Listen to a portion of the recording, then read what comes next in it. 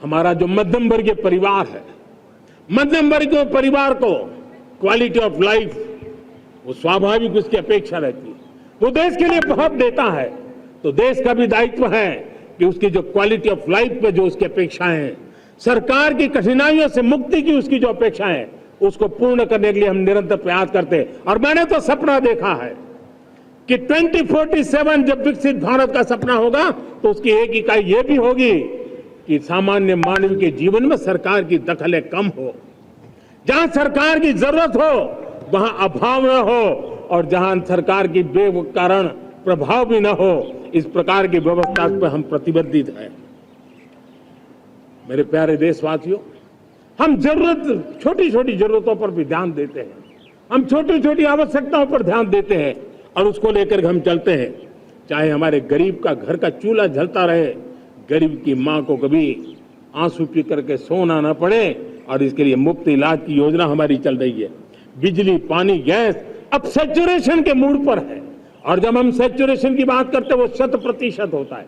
जब सैचुरेशन होता है तो उसको जातिवाद का रंग नहीं लगता है। जब सैचुरेशन होता है तो उसमें पांथिकता का रंग नहीं लगता है। जब सैचुरेशन का मंत्र होता है तब सच्चे अर्थ में सबका साथ सबका विकास का मंत्र साकार होता है।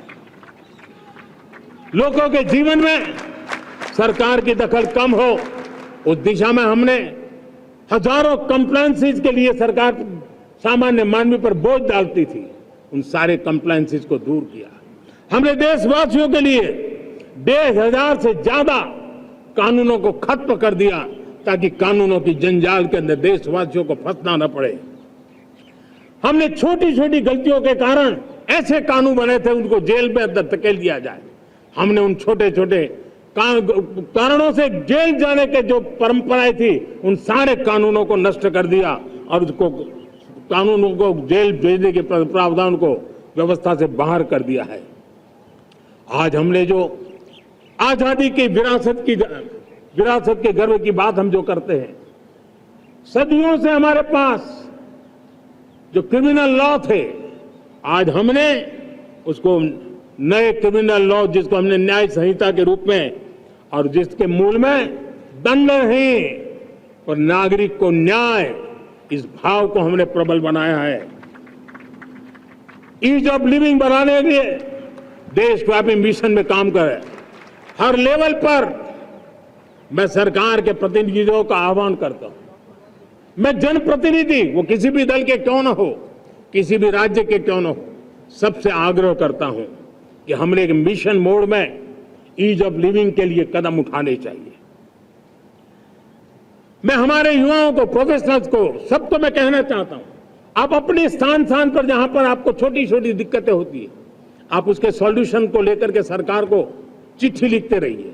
सरकार को बताइए कि बिना कारण की कठिनाइयां है उसको दूर करने से कोई नुकसान नहीं है। मैं पक्का मानता हूं आज सरकारें संवेदनशील है। हर सरकार, स्थानीय स्वराज्य की संस्था होगी या राज्य सरकार होगी या केंद्र सरकार होगी, उसको तवज्जो देगी।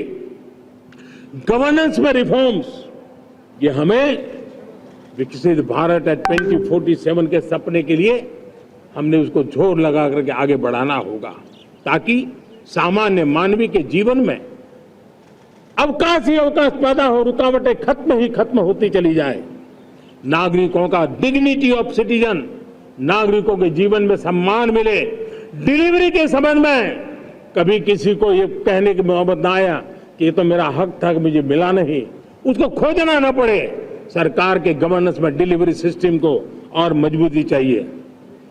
आप देखिए, देश में जब हम रिफॉर्म की बात करते हैं, आज देश में करीब 3 लाख संस्थाएं काम कर रही है, चाहे पंचायत हो, नगर पंचायत हो, नगर पालिका हो, महानगर पालिका हो, यूटी हो, स्टेट हो, डिस्ट्रिक्ट हो, केंद्र, छोटी मोटी 3 लाख करीब इकाइयां हैं। अगर ये हमारे 3 लाख इकाइयों को मैं आज आह्वान करता हूं कि अगर आप साल में अपने स्तर पर जिन चीजों की जरूरत है सामान्य मानवी के लिए 2 रिफॉर्म करें। ज्यादा नहीं कह रहा हूं मेरे साथियों, एक पंचायत हो, एक राज्य सरकार हो, कोई विभाग हो, सिर्फ 1 साल में 2 रिफॉर्म, और उसको जमीन पर उतारे। आप देखिए, हम देखते ही देखते एक साल में करीब करीब 25-30 लाख रिफॉर्म कर सकते हैं।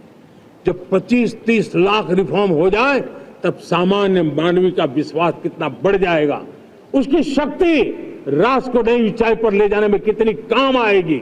और इसलिए हम अपने स्तर पर होती है चलती से मुक्ति पाकर के बदलावों के लिए आगे आए, हिम्मत के साथ आगे आए। और सामान्य मानवी की जरूरत तो छोटी छोटी जरूरत होती है, पंचायत लेवल पर भी वो मुसीबतें झेल रहा है, उन मुसीबतों से हम मुक्ति दिलाएं तो मुझे पक्का विश्वास है कि हम सपनों को पार कर सकते हैं।